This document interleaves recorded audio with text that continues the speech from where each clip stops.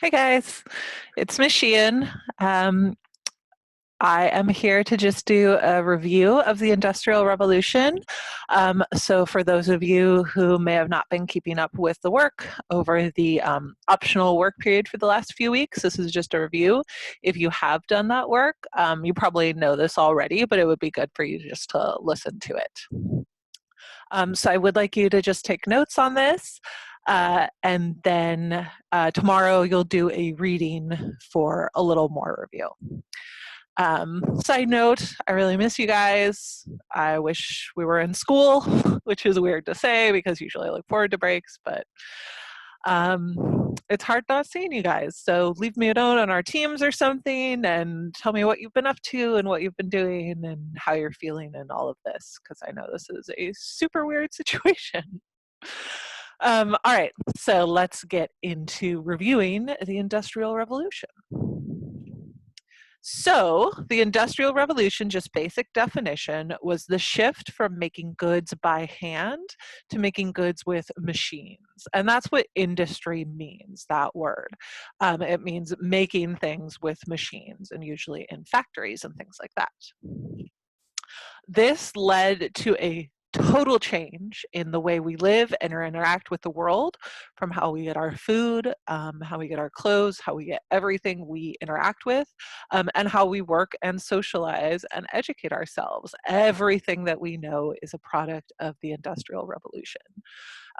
Our world was completely different. So really this was the biggest change for humanity since really the rise of agriculture 12,000 years ago.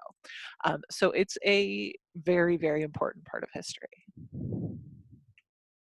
So some causes of the Industrial Revolution were a revolution or a change in agriculture.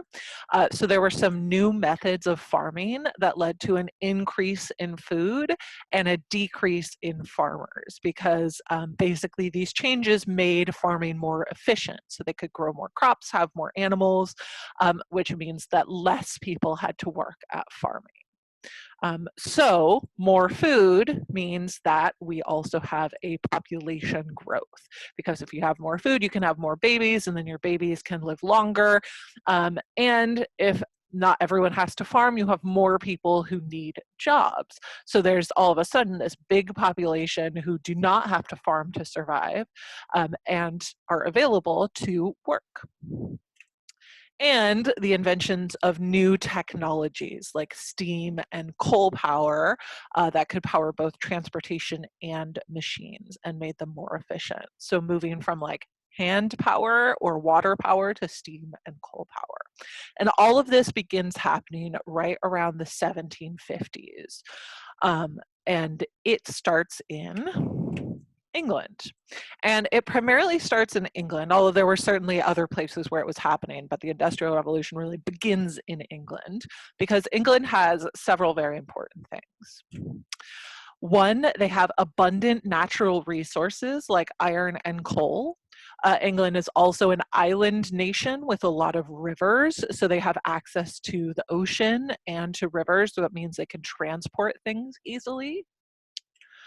They had a large population for the time period, and they had a lot of money to pay for workers, inventions, and factories.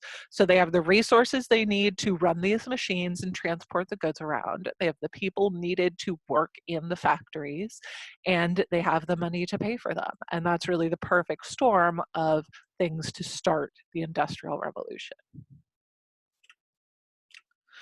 So the first factories and machines of the Industrial Revolution were in the textile industry, which is cloth, right? And primarily that was because cloth is something that's really easy to make with machines, right? Spinning thread, weaving it together, and then sewing it into different pieces of fabric is really easy to automate to do with machines. And also because it's high demand. Everyone needs clothes to wear, everyone needs bedding, everyone needs cloth, right? It's something that's pretty universal. So that was really the first industry of the Industrial Revolution in England. The second major industry of the Industrial Revolution were railroads. And they were really important because they helped move goods and people around. So now you could make cloth, for example, in one area of the country, and you could transport it by rail very quickly and efficiently to another area of the country to sell it. So that was really, really useful for spreading both inventions and goods. And it also moved people around, right? People could now move out of the places they had lived. Really, before the Industrial Revolution, most people never went beyond 25 miles of where they were born, simply because it was really hard, right? Now with railroads, people could move across the country really quickly and easily. It also created jobs, both building and running the railroads was a big industry. And it boosted agriculture because food could now be sold away from where it was grown. You could get it from one place to another quickly enough before it spoiled. So it was easy to transport. So railroads were really useful in a lot of different ways and became one of the major industries of the Industrial Revolution. So eventually the Industrial Revolution expanded to many other types of industry, including steel, construction of buildings, coal mining, automobiles, home goods, weapons, communication, electricity, all these things that we take for granted now are a product of the Industrial Revolution. By the 1850s, the Industrial Revolution was in full swing, and spread from England to Europe, particularly France and Germany, and to the United States. And very quickly, the United States becomes one of the leading industrial powers and ends up producing 1/3 of the world's manufactured goods. So really, the United States starts outpacing England very quickly. And when you get to US history in 11th grade, you'll learn more about the Industrial Revolution in the United States.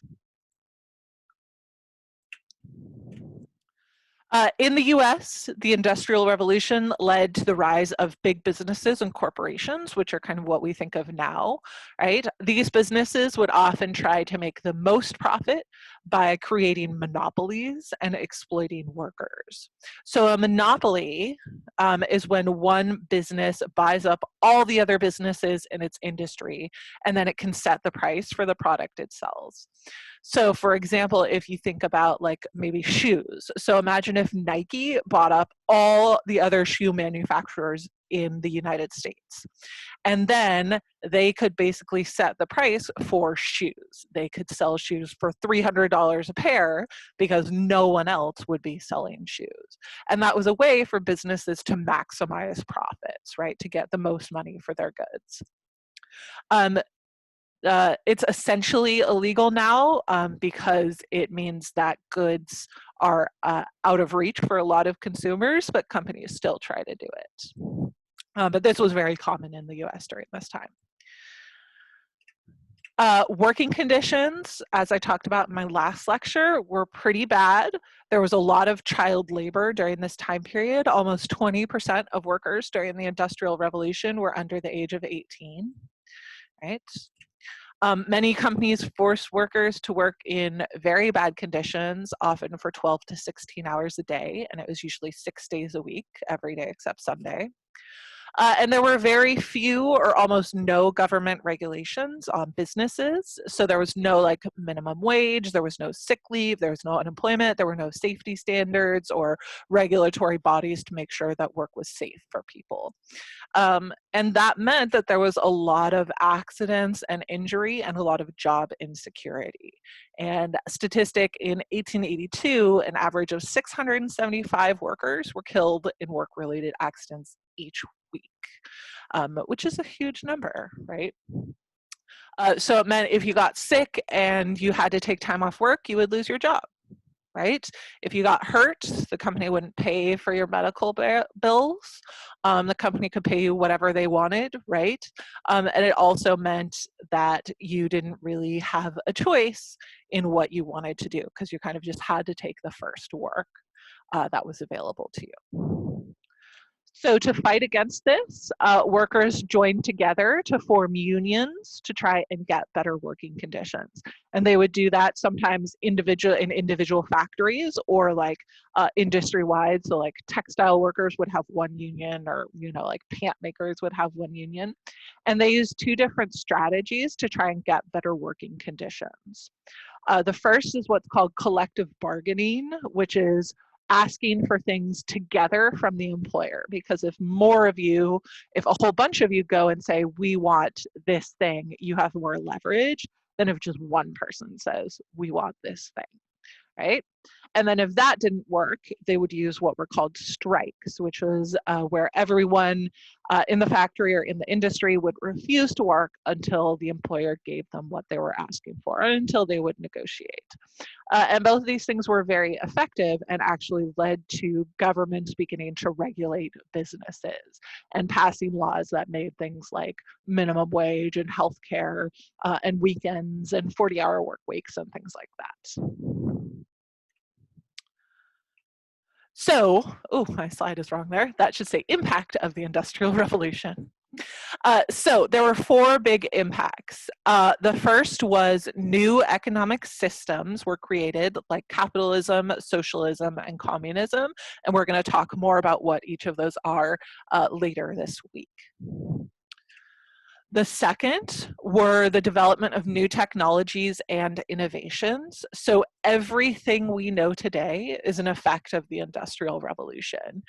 The reason we have school the way we do, the reason we live and rent and buy houses, how we get our food from supermarkets, what kind of clothes we wear, our computers, our cell phones, every single thing is an effect of the Industrial Revolution, right?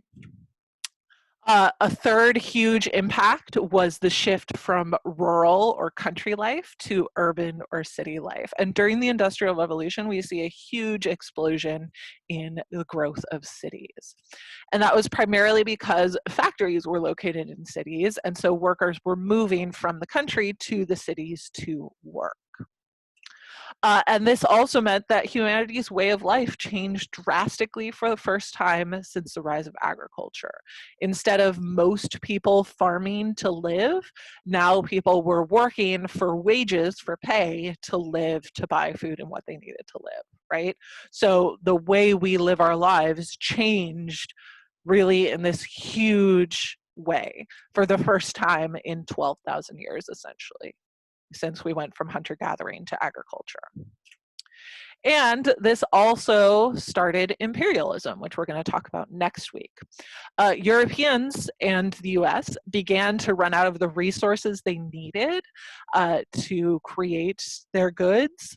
And they began to look elsewhere in the world and take over those places, both to get resources from them and to sell the goods they were making to those people.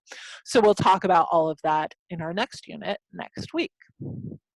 Okay, guys. So that's it for the lecture. Have a good day, and I'll talk to you later. Bye.